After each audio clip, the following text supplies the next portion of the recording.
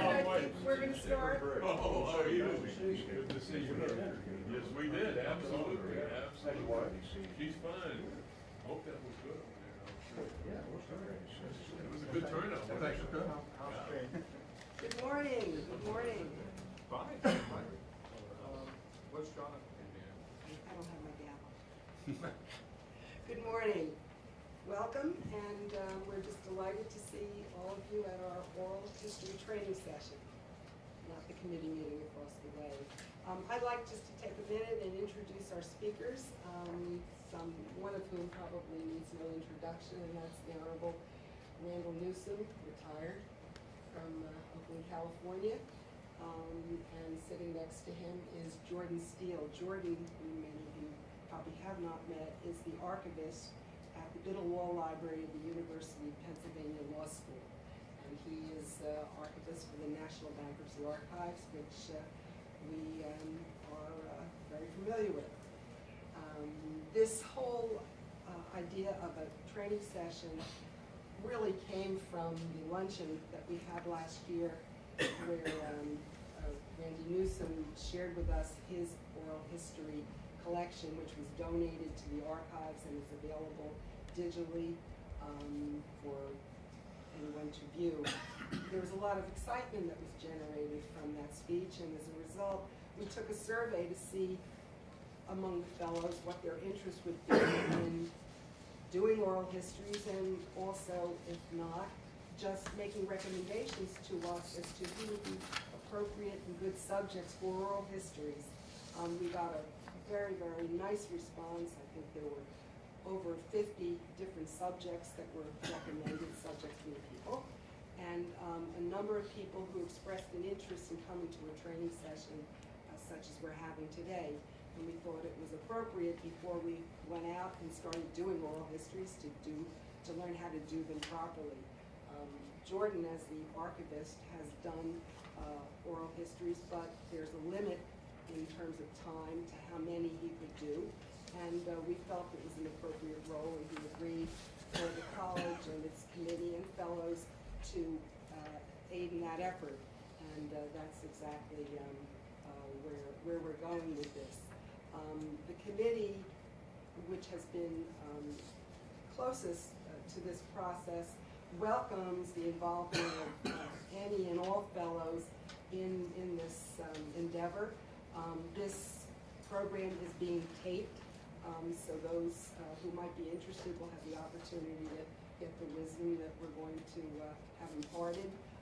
The videographer has asked me to tell you that when you ask a question, and we encourage questions, I believe as they come, you don't have to hold Sure. them. Yes. Go right ahead and ask your questions, but wait for the mic so that it's picked up. Finally, if you are interested in doing an oral history, and this lends itself really to a local approach, because if you're in your community, your bankruptcy community, you know these people well, and you may have the resources of law firms or law schools. You'll hear the kind of equipment that is required to do them. If you're interested in doing them, the committee will act as a conduit. We will give you the support. We even have some money if that becomes necessary, and all you need to do is if you'll send me an email. I'm Diane Sigmund. My email address is in the directory, and I will make sure you get support. So without further ado, let me turn it over to the pros. Go Shall I start? ahead, Jordan. Yeah, thank you for inviting me, Diane, and everyone. I'm really excited to be here and talk with Randy for the next hour or so about the oral history program.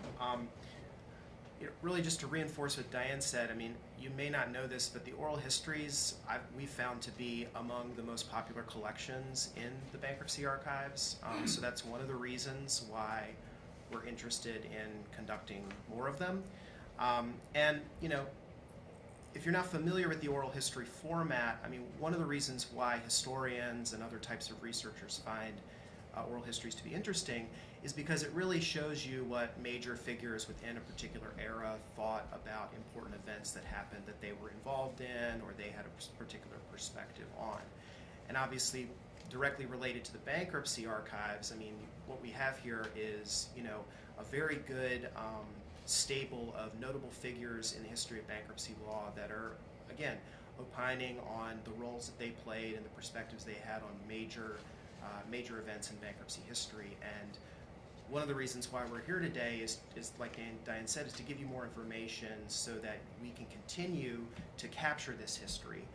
Because sometimes, particularly with individuals who, are, sort of, they've retired and are on later in life, I mean, time is definitely of the essence. So I'll leave it at that for now. I'm going to kick it over to Randy, who's going to talk a little bit about the process that you go through conducting an oral history, and then they're going to come back to me, and I'm going to talk a little bit about the equipment and technical aspects. So, thank you.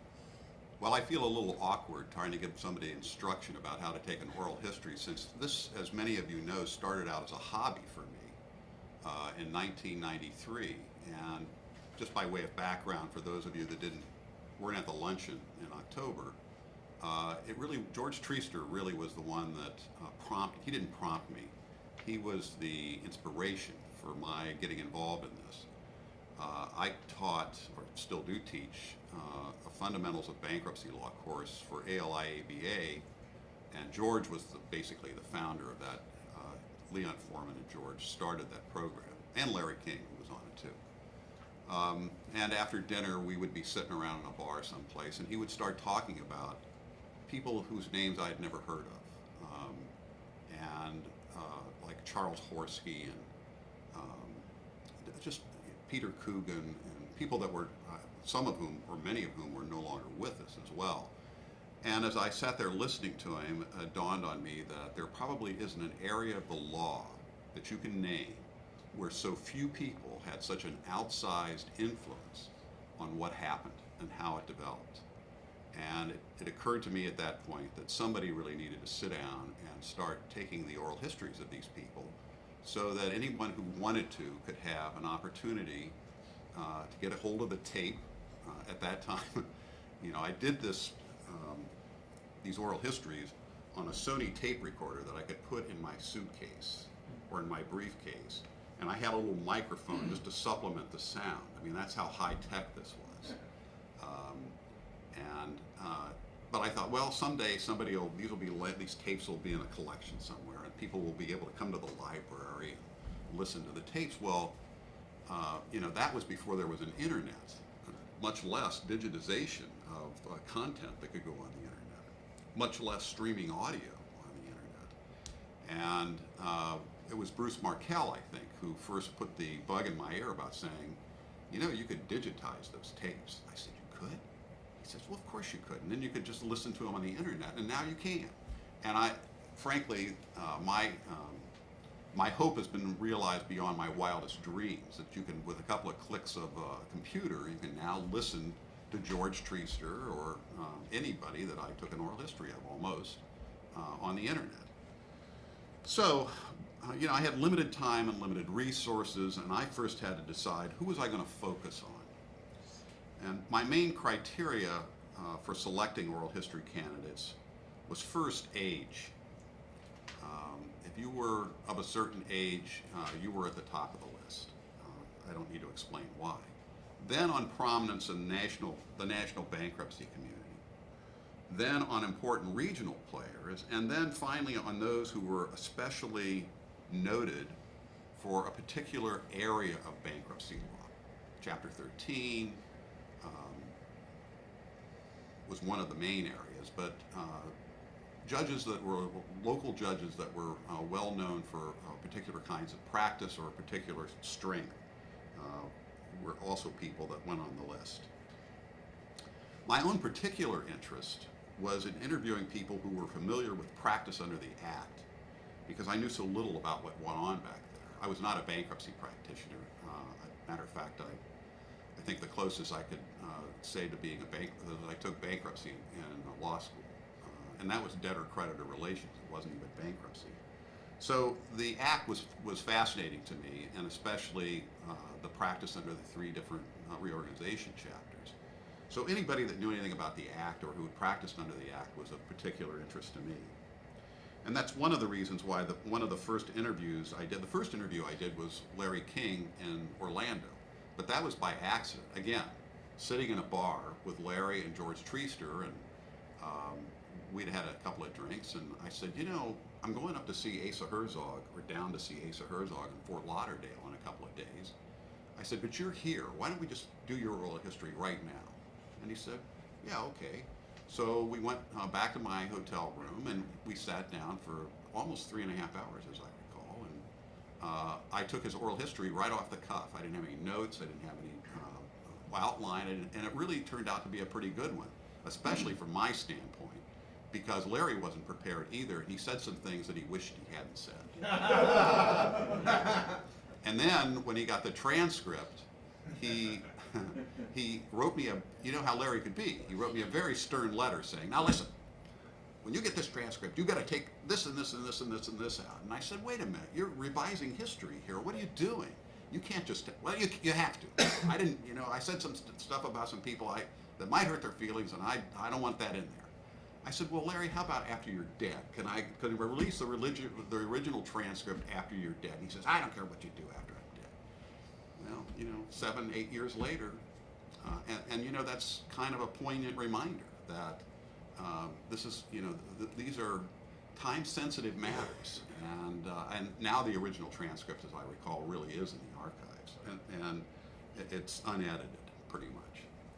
So anyway, my second interview was with Asa. He was the editor-in-chief of Collier's 14th edition, which was the guide back then, and of course was a practitioner and then a referee in New York, and really knew just about where all the bodies were buried in New York. He knew all about the scandal from the 20s when Irving Trust took over as the standing trustee for all cases in the Southern District of New York. He knew about the judges that gave him fits, the referees' fits in New York. And he was about 90 years old, as a matter of fact, almost exactly 90. So you have to decide, and once you've zeroed in on somebody, the first thing you need to do is contact it with them. But as you'll see from the list, just to emphasize again, a lot of the people that are on the list you would recognize immediately, like the ones I've just spoken about. But there are a lot of people on the list that you would not recognize unless you know a little bit more about the area they're from. For example, you might not be familiar with Chandler Watson. Chandler Watson was a judge from Alabama who was known for his Chapter 13 calendar and the way he conducted Chapter 13 cases. Keith London, for example, could tell you all about Chandler. He was one of the people that encouraged me to take his oral history. And he was important because of what he did in the Chapter 13 area. David Kahn of Atlanta was the one that put me on to a guy by the name of Jerry Kaplan, who I thought was going to be here this morning, but I don't see him here, who's an attorney in Macon, Georgia. And Jerry symbolizes just how small the bankruptcy world in the last century really was. Just as an example of how small it was, Asa Herzog's daughter was married to a very fine Joel Zweibel, a bankruptcy lawyer, and ended up with O'Melveny and Myers from New York. Probably some people don't know that. But it's amazing the interconnections and the relationships. Another one, even more humorous, is that Asa Herzog was Connie Duberstein's scoutmaster. And he said he was just like that when he was young. And I said, I can't imagine what he would have been like as a scout. Anyway, but Jerry symbolizes how small this bankruptcy world really is. His uncle was a guy by the name of Charles Nadler. And I first heard of Charles Nadler from Jerry Patchen. Jerry was, of course, a practitioner in Cleveland, and Nadler was a very prominent, if not the most prominent, bankruptcy attorney in Cleveland, and also a very fine scholar of the law. And he was married to a woman from Macon, and he retired early from practice in Cleveland and moved to Macon. And it so happens that Charles Nadler was Jerry's uncle. And he's the one that got Jerry into bankruptcy practice. And he's also, he started teaching at Mercer Law School in Macon, and then developed the Chapter 13 practice in that part of the country, really. It started in Macon. It had already kind of taken hold in Birmingham, Alabama. But that's part of the reason why I wanted to talk to Jerry. So all of these interconnections, you know, when you run into a name that sounds like it might lead down a path where you might really get some valuable information about some people that aren't with us anymore, which Nadler wasn't, you should put them on the list. Don Edwards. Many of you will know immediately who Don Edwards was, but many of you might not. Don Edwards was a congressman from San Jose who was instrumental, really, in the passage of the 1978 code. And as I recall, and Jerry will correct me if I'm wrong, Jerry Smith, he was on the 1970 commission, and that's where he learned something about bankruptcy. He was not even a lawyer. He was actually a guy who ran a title company in San Jose before he became a congressman.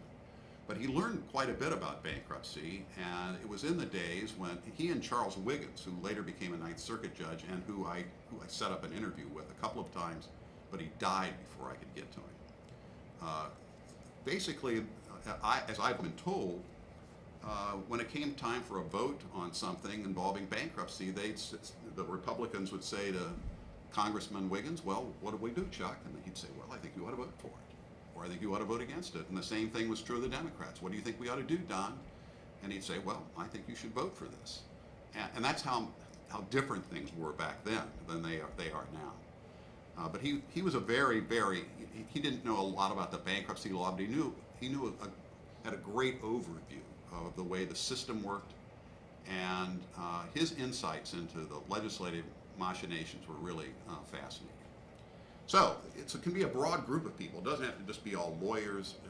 It can be law professors, judges. There are a number of judges on the list of ones I did.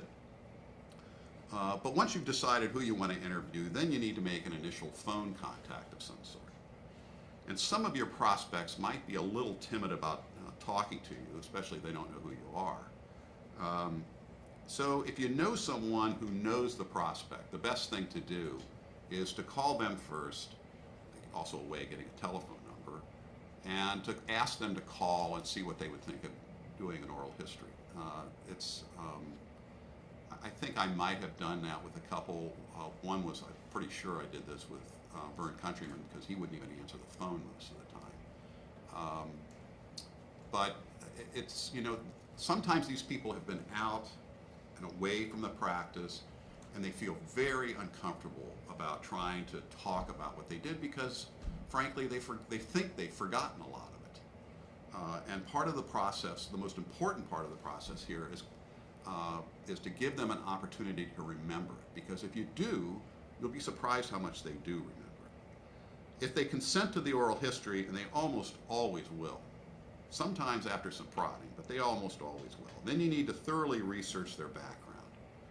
And that was a little daunting before the internet and Google came along, but it's much easier now. That would be your first source of information, although since many of the people you might be interviewing were not, there was no internet when they were doing it, you might have a limited amount of information. I just Googled Chandler Watson just this morning just to see what came up, and surprisingly little came up, except for some kid that's got a Facebook page where his name's Chandler Watson. But in any event, Westlaw is also a good source. That's the source I use the most.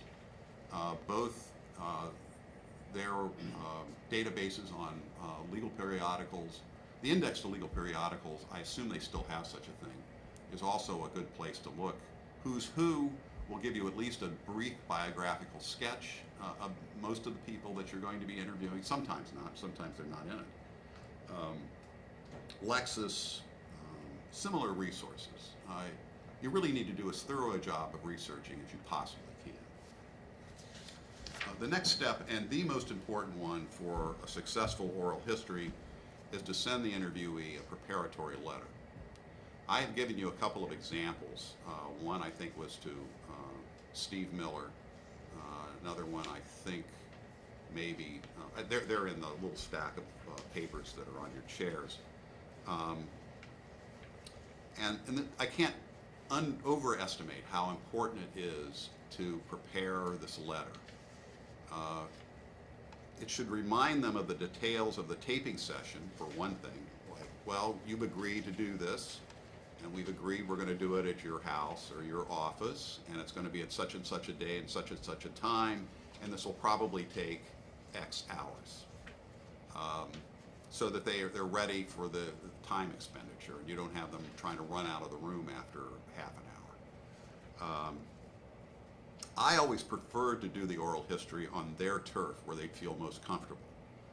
But a number of the histories I took were taken in whatever hotel room I was staying in at the time when I was in whatever town it was in. Most importantly, the preparatory letter should provide the interviewee with an extensive list of topics you intend to discuss with them, as well as any names of people you'll be asking them about, or cases they were involved in, and particularly the case citations.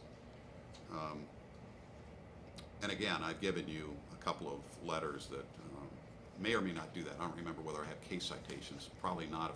One of those letters may be to Don Edwards, and I didn't figure that was much sense in giving him a case citation. But in any event, it's critical to a successful interview that this letter be as comprehensive as possible, and that it be sent far enough in advance that these people can, so that they've got a roadmap of what's going to happen. It'll serve to jog their memories of events and people, and it'll give them an opportunity to go back and review cases you've cited and consult any papers that they have. And by the way, once they get once you provide them with names and cases and so forth, they'll say, gee, it seems like I kept something in a drawer someplace on that. And you might find some very interesting archival material is available to you when you go to the taping session that they will pull out, and pictures too, which, as I think Jordan has indicated, are in scarce supply in the archives and are one of the most interesting and important parts of an archive. You can't really beat getting a picture of somebody or a group of people. One of the pictures that I really treasure was when Roy Babbitt pulled out a picture of a meeting of the New York City bankruptcy bar. And I swear, it couldn't have been in a room much bigger than this. And there were like 40 people, and they were having their picture taken because I think one of the referee's secretaries was retiring. And it's a picture with some woman sitting on Harvey Miller's lap, and Connie Duberstein having some woman sit on his lap with this big smile on his face. It's in the archive, and it's really a wonderful picture. Anyway, you tell them what you intend to do with the history as well in this letter. You probably already told them that over the phone, but you remind them, look, this is not just, here's what we're going to do with this. We're not just going to put it on the internet or something. We're going to put it in the National Bankruptcy Archives, and it'll be a part of a permanent collection that anyone can look at to see what you have to say in future years. And you should assure them also in the letter that they'll have an opportunity to review the transcript before you put it in the archives. Joe? I noticed in your letter you say to the interviewee that no preparation is required. Right. Is that intended to make Yeah. sure that they do Wait, preparation? wait a second. Yeah, I forgot the mic rule. Yeah, the mic. Yeah. Could you repeat it? I'm sorry. I noticed that in the letter that there's a line that says the interviewee is not expected to do any preparation. Right. Was it your experience that that was ignored? It most certainly was ignored, and it was I was being somewhat. It was a bit of a sleight of hand there. I think I didn't want them to think that they had to somebody that's in their 80s is going to have to sit down and prepare for an examination. I wanted them to feel comfortable about the whole process and emphasize that I only wanted to know what they remembered. I didn't expect them to do a bunch of research or go back and try to reconstruct events that they didn't have to prepare, but here's what I was going to ask them about, and then they didn't prepare. So, or they prepared as well as they could. Now, Jordan has provided a handy guide for how to conduct an oral history, and I'm not going to elaborate on that except to say that it's a little like taking the deposition of a friendly witness. I would note at the outset you should tell them that you're only, as I've indicated, you're only interested in what they can remember, and if they can't remember it, that's fine. It's no problem. As is true of any kind of human interaction, sometimes it'll be easy to do the history, and sometimes it will not be easy. You'll really have to struggle to draw the person out. Vern Countryman, for example, as I've indicated, did not want to submit to this process, and really was downright hostile when it started. Put me really on edge from the very first minute I walked into his office. But after we went along, I can remember asking him, well, Professor Countryman, where were you born? He said, Roundup, Montana. And I said, oh, well, what was Roundup, Montana like back in those days? He says, I don't remember what it was like. I left when I was 5. It's like, this is going to be great. This is going to be great. But you have to keep at it. And to tell you the truth, sometimes some of what is being said is really not all that interesting, but you have to act like you're interested. It's very important to act like you're interested in what they're saying, because it'll encourage them to tell you as much of their story as they possibly can. It's also, of course, important to listen to what they're saying so that you can do follow-up questions. But then you'll run into people like George Treaster, who never liked talking about himself anyway. I mean, he's very, very reticent to talk about George. He would talk about lots of things, but not George. And that made for a tough interview, even though it lasted, I think, well over 4 hours. It might have been closer to 5. And I took that at his house up in Ashland. I would ask him a question, and his response would be yes. Then I'd ask him another question, and his response would be no. Then I'd ask him another question, and his response would be, I don't know. And this is how it would go it went for about an hour. It was like I was doing a deposition of a hostile witness. There are only 3 answers to the question, yes, no, or I don't know. Sometimes you'll run into people who really frankly have a memory problem. That was not George. George did not have a memory problem. But if you do, what I tried to do was I would ask the question. If they didn't know the answer or couldn't remember what it was that they wanted to remember, I'd say, well, we'll come back to that. And I would ask some related questions to that area, and then come back and maybe ask the person, well, what about this? And then maybe they'd remember. They might, or they would suddenly remember in the midst of something else, and they would stop you and answer the question that they couldn't remember the answer to. Now, my emphasis in conducting these oral histories was on who these people were, what they did, who they knew, and what their lifetime experiences were. I didn't much care what they knew about the law or what their legal theories were. That isn't to say that there's something wrong with talking to them about their legal theories, and sometimes you just almost can't avoid it. With Vern Countryman, for example, who could have done his oral history without asking him about his definition of an executory contract? Which, this was pretty close to the end of his life, and he was still actively engaged in the debate. Thomas Jackson, who you may or may not remember, hasn't been very active in the field lately. But back in the late 80s and early 90s, Thomas Jackson was a big deal in bankruptcy. And he had written an article that was very critical, as I recall, of Vern Countryman's definition of an executory contract. And Vern, as Vern was wont to do, kind of had this stuck in his craw. And he was working on an article as, at the same time I was doing at the same period of time I was doing his oral history, he was working on an article in response to Thomas Jackson's critique of his definition of an executory contract. I always asked about their family background in childhood. For example, when I took Barney Shapiro's oral history, I asked him, what was Los Angeles like back in the 30s? He said, it was the most wonderful place to live on earth. And he just waxed eloquent about Los Angeles and how the streetcars were so wonderful, the blue line or the red line, I can't remember what the lines were called. but how it was just the greatest place that you could possibly want to live.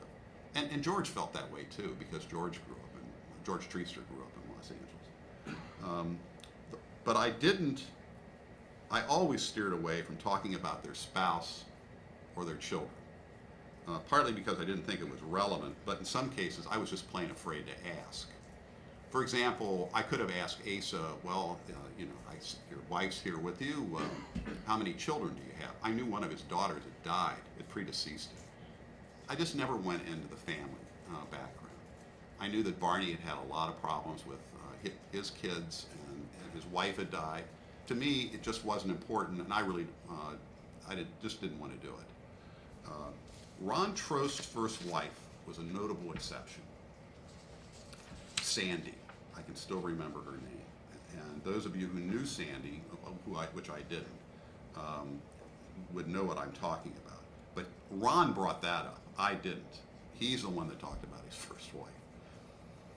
Finally, it's okay to have a list of questions, and I've given you 2 examples of the questions, a list of questions I put together in preparation for the oral history. It's fine to have a list of questions. I encourage you to do it so you don't miss anything. But you shouldn't adhere to it too closely. This is like doing a deposition. You need to listen to the answer to the question and then follow up on that answer. Go down the path, whatever little streamlet has been started, go down that stream until you've reached a logical conclusion, and then go back to the main branch of the stream to continue your questioning. If you just get caught up in the questions, which is a big failing of some people in doing depositions, you miss a lot of information that you might have gotten. Once the oral history is concluded, then have the transcript transcribed as soon as possible. As Jordan indicated, when you're dealing with people in their 90s, time is of the essence. Make as many corrections to the transcript as possible. Most of the problems you're going to run into in a transcript are names. Names are going to give you fits, and that's why it's important as you take the oral history to ask, if it's not a name like Jones or Smith, to ask the interviewee to spell the name, because you would be amazed how much time you can waste trying to figure out what was the name of that law firm. He said it on the tape, but now I can't understand what he said, or I can't get the, you know how strange law firm names can be anyway. And I wasted a lot of time trying to figure out those names of people, and sometimes you can't, because it just can't be done. Speaking of trying to understand people, I've had a running battle with Alex Pasquet at least for the last 15 years about, Alex, I've been back over your oral history a dozen times. I've spent days literally trying to understand what you said. I cannot understand the tape, Alex. You've got to have your secretary do the transcript for me. I just can't figure out I knew what he was saying when he was saying it, but I couldn't understand it after I got it home. I mean, we're laughing and having a wonderful time. I just can't understand the tape. And I know his secretary could probably listen to it and figure out what he's saying. And he keeps saying, oh, yeah, I'll take care of that, I'll take care of it. He does it every year to me. And pretty soon, we're going to have a tape, and nobody's going to be able to understand it, and Alex won't be with us anymore. But anyway, it's very important to try to make sure that whatever they're saying can be understood later, and particularly as to names.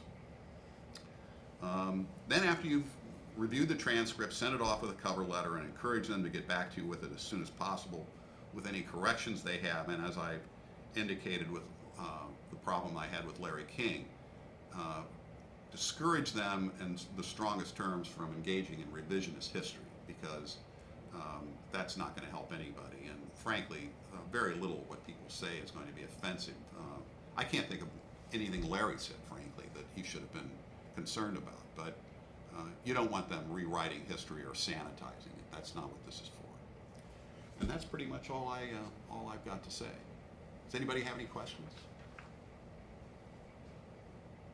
Joe? Could you maybe give us some examples of oral histories you did that didn't work out very well? and what you learned from that? Well, one was Ben Weintraub, and what I learned from that was get them when they're young. That was a very, very difficult oral history to do. Ben was 89 years old when I took his oral history, and I was determined to take it because he was such a giant, really, in the boutique debtor field of bankruptcy in New York.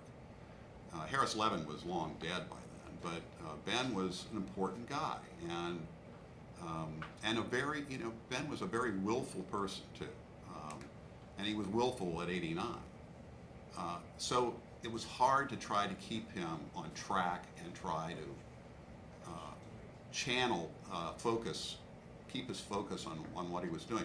I mean, to give you an example of what I was dealing with, he gave me not one copy, but 2 copies of his book before I left his office, because he had forgotten that he gave me the first copy. So, that's probably the first thing that I learned. The second thing I learned is you can't ever check the equipment too often. Before you start, make sure that the equipment is working in perfect order. The thing that probably is most upsetting when I look at this list of oral histories is Charles Horsky. That was a great oral history. The problem was the equipment failed me. And there are parts of the oral history where I've got these blank, awful sounds that just, every time I hear it, I just want to throw the tape recorder out the window. There's been some talk about trying to get some rehab done on the tape, and maybe they can. I still to this day don't know what happened to that stupid tape recorder. It never did that before, and it never did it afterwards. So, frankly, I guess I shouldn't blame myself, because I don't know what I did wrong, but, even if you could have a backup, in addition to the taping equipment, if you could have a backup, if you've got the facilities and availability of a backup system, I would really encourage you to use it. I didn't. I had this little crummy Sony tape recorder, and that's what I traveled with. So that's something I definitely learned. That I never happened again. I think that really those are really the only glaring. Maybe I could have been a little more focused on who I selected to do oral histories of, but the people that are on the list I have, for example, Basil Kutrakan. You've probably never even heard of Basil Kutrakan. Basil Kutrakan was, Ron would have heard of him. He was a judge in Springfield, Illinois, and I did his oral history just because he was such a character. And he was kind of the classic act judge. Those of you that are, and I think everybody in this room is old enough to know what that kind of means. An act judge pretty much just does whatever the judge thinks is right. They didn't pay much attention to the law. First of all, there wasn't much law. One of the things that people forget is that before 1978, you had very little law you could look to. There were a very limited number of Court of Appeals decisions that were in Fed Second. You had a few Fed Sup decisions. You had these little things from CCH they'd send out squibs that weren't entire decisions. They were just little pieces of a decision. And there wasn't much else. There was Collier. When I got into this, when I was appointed a judge, I don't know whether I should tell this story. Well, I will. I didn't know anything about bankruptcy. My district court judge calls me up and says, "How'd you like to be a bankruptcy judge?" I said, "What?" I said, "I don't know a thing about bankruptcy." He says, "None of them do. That doesn't matter." So one day I was caught in my office at the law firm reading David Epstein's nutshell on bankruptcy. Because short of reading all 20 volumes of Collier, I couldn't find anything else to read. From that point on, my colleagues at the law firm dubbed me Judge Nutshell. But that's how hard it was. So I wanted to go back and interview a real classic act judge who was also just a tremendous character. If you listen to Basil Kutrakan's oral history, you'll understand what I mean. He was just a colorful, very colorful guy, and he was on the bench for like 50 years or something like that. So, anyway, yes, sir. Well, you said take these oral histories young, define young. Well,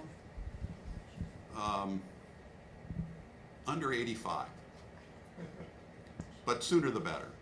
I mean, it's a perishable commodity. There's just no way around it. It needs to be done. There probably isn't anybody in this room, there isn't anybody in this room, I can guarantee you, that shouldn't have their oral history done probably within, well, some of you are probably under 60. That's kind of was my break point. I wouldn't do an oral history of somebody who was under 60, probably closer to under 65. Partly because, and I did, Steve Miller is on this list, who was the guy that was in the first Chrysler reorganization. But look what he did after that. I mean, he had case after case after case, including Bethlehem Steel, Delphi. I did need to go back. I didn't even get beyond Chrysler with him. I need to go back, or would like to go back at some point, supplement the oral history and do the rest of it. But I probably took his oral history too young. And just to prove the point, look at Harvey Miller, whose oral history I've never been able to get. But if I had gotten it 10 years ago, it would have been too soon. Because look what he's done since. So there is no cutoff point, but I would say 65 is probably a good cutoff point on the young side. And you really ought to try to do it before 85 on the other side. Although there are people on this list who were sharp. Leon Foreman. I'm sure Leon was at least 80, 82 when I did his oral history, and he had no problem at all. He was sharp as a pin. George Streeser was another example. So, but sooner really is better than much later. Okay, yeah. Oh, there's another question. Judge, will there be a list of people you would want us to do, and will there be a list to tell us who's been done so we don't have to contact them a second time? Well, there's definitely, I can give this, there's definitely a list of who I've done. There's definitely a list of people who we've come up with, like 50 names. And a couple of them are in this room, I know.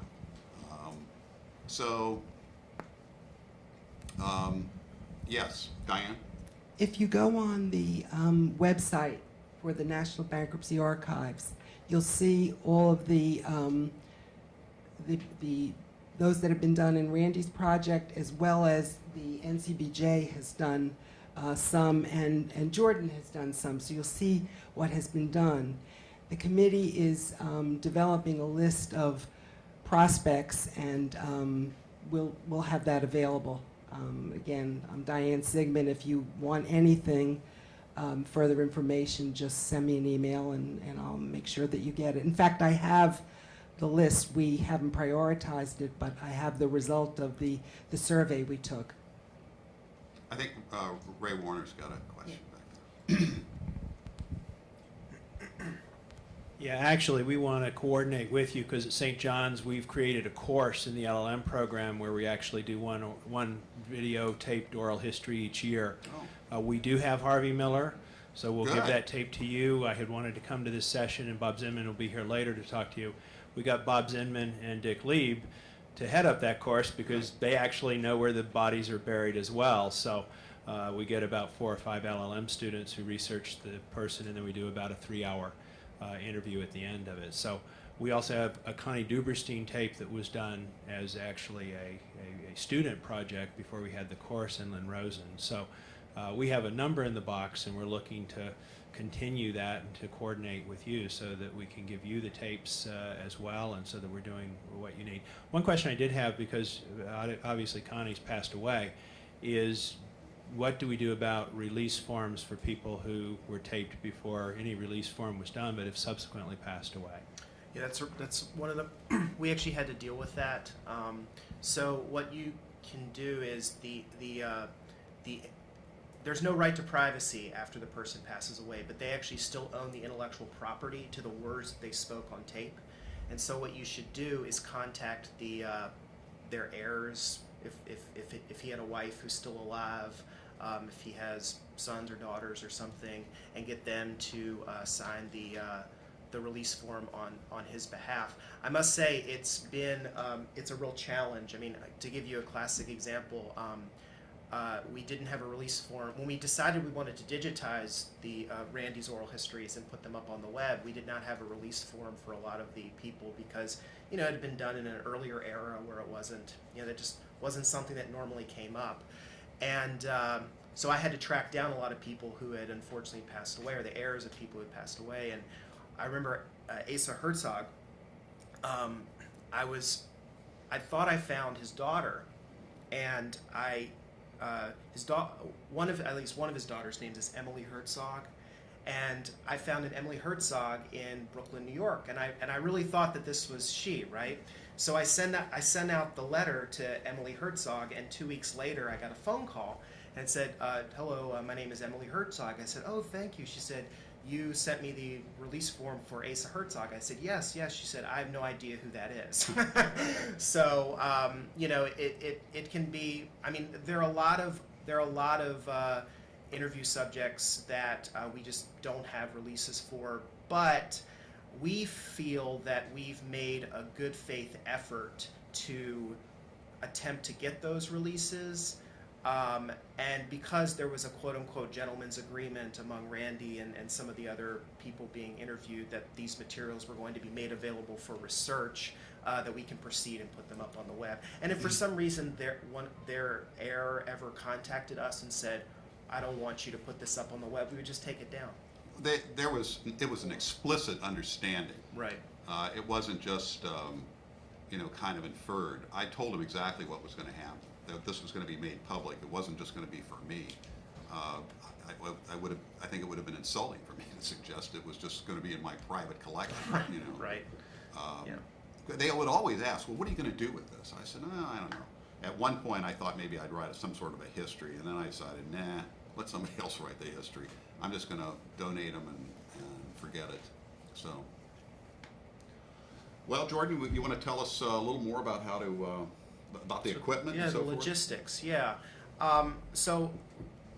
Randy actually touched on a lot of the stuff that I'm going to talk about, but I just wanted to very briefly go over just some of the technical issues and logistics when you're conducting an oral history and making sure that it comes to the archives in as good a manner as possible so we can make it available as fast as possible.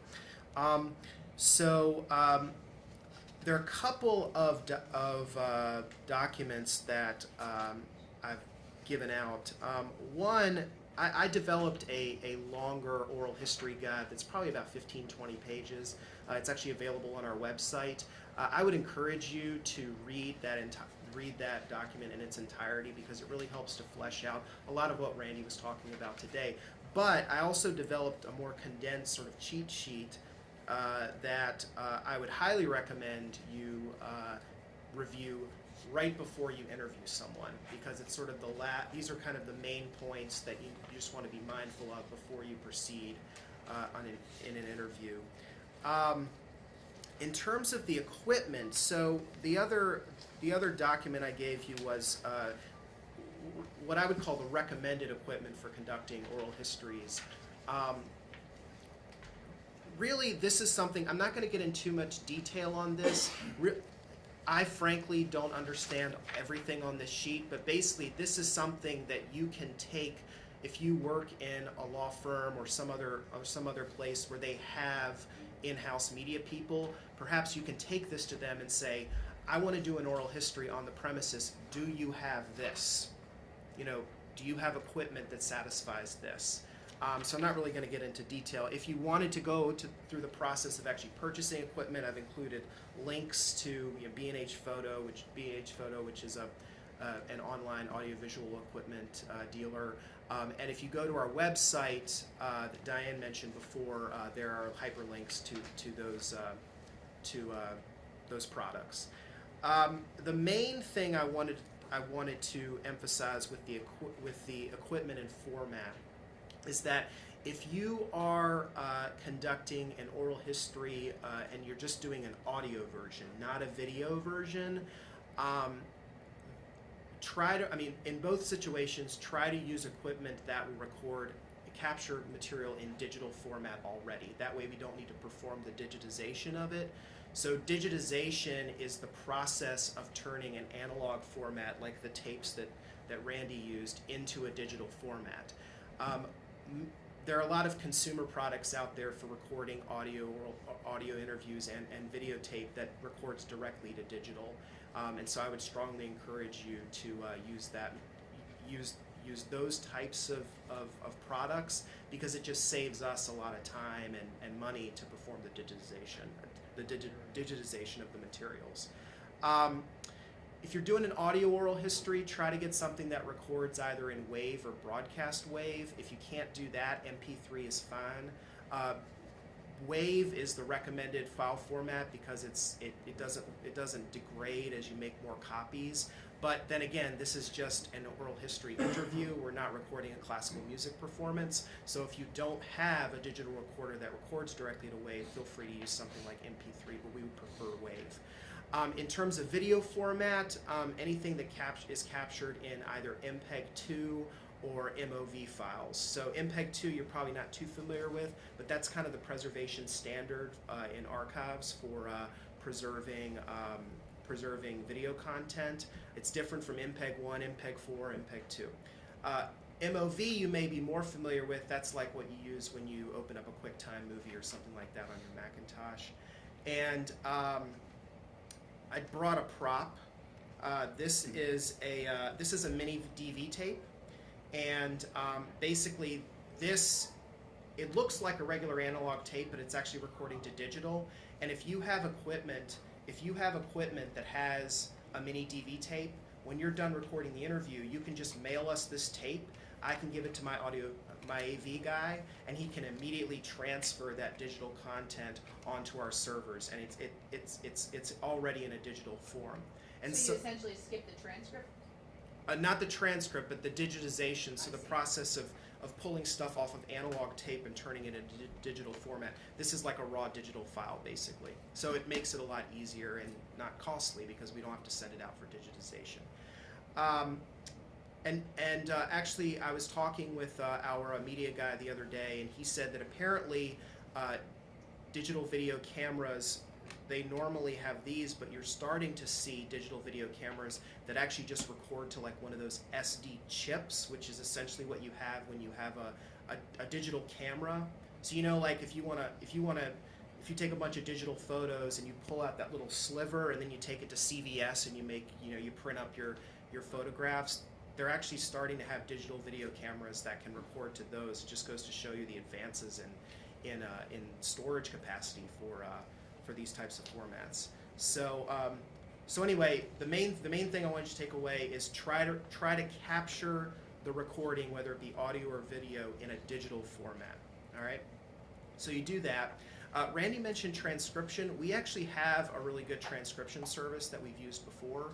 So, I would encourage you, when you've finished doing the oral history, just send it to us. We actually have money to be able to perform the digitization. Send Alex Pasquez to them, will you? Yeah, right. I think that's actually. We'll see how good they are. Right. So the process is basically we send out the digital file to a company, and they usually turn around the digitization in 2-3 days. And once they get it back, what we do is we edit the transcript. So either I or a work study that's working for us in the archives will actually go through the transcript, and for every proper name that's mentioned, perform research to make sure that name is spelled correctly. To give you a classic example of problems with transcription of proper names, we had one transcript where an interviewee was talking at length the entire interview about Conrad Sear, C-Y-R, and it was actually showing up as the transcription came back and it was S-E-E-R. They had thought that was how you spell the name. So not only is this, not only is it wrong, inherently wrong, but it actually is a resource discovery issue. If you have a digitized transcript up on the web and someone's wanting to research the history of Conrad Sear and they put in C-Y-R, our transcript is not going to come up. So it's a pretty labor-intensive process, but we've basically worked it into a workflow like that. Let's see. So we'd be happy to perform the transcription. The other thing is, we touched on this earlier about releases. So if I can't stress this enough, I mean, just really make sure that you have someone sign a release form at the end of the interview. And actually, you as the interviewer need to sign a release form as well, because you actually own the intellectual property to your words on the recording, and the interviewee owns his or her intellectual property. So basically, when you send a package deal to the archives, there should be at least three things. The first one is one of these or a file attachment to some kind of MP3 file or MPEG or MOV file. So a digital file, and then 2 release forms, one for the interviewer and one for the interviewee.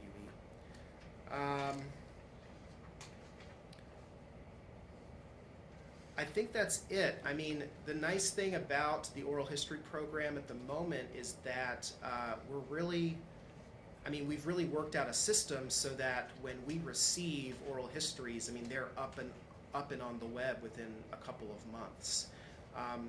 If you run into resistance to having recordings made available for research purposes that soon, by all means, I mean, access restrictions can be negotiated if a particular interviewee were concerned that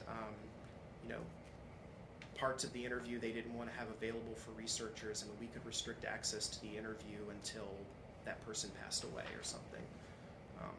So we deal with it all the time. I think that's pretty much it. Are there any questions or comments? Yes, Jim. Thank you. Where do we get the release forms? They're on the website, and they're part of the longer guide that I have up on the web. So there are 3 documents that are on the National Bankruptcy Archives website right now. One is the full oral history guide. At the end, there are a number of appendices which include the release forms. The second is the cheat sheet that I gave out to you, and the third is the recommended equipment. So if for some reason you lose these in the next few days, feel free to, go to the archives website or shoot me an email. I'll be happy to send them to you. Just out of curiosity, how many of you are contemplating taking someone's oral history?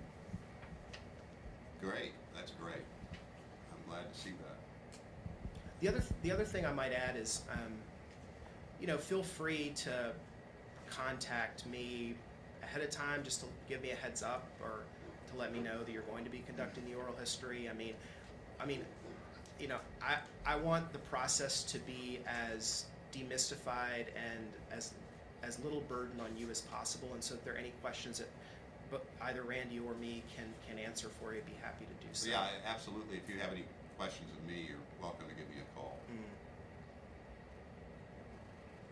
I'd like to thank Randy and Jordan. That's been very, very helpful. And again, I do have the list of the people that were recommended as potential subjects for interviews with me. I have some extra copies, so if the gentleman back there wants a copy of that, you can see who is being considered. And again, where you can get the actual interviewees. But also let us know on the committee what you're doing, because it'll help us coordinate and prioritize what we're doing. And we really, really welcome your involvement.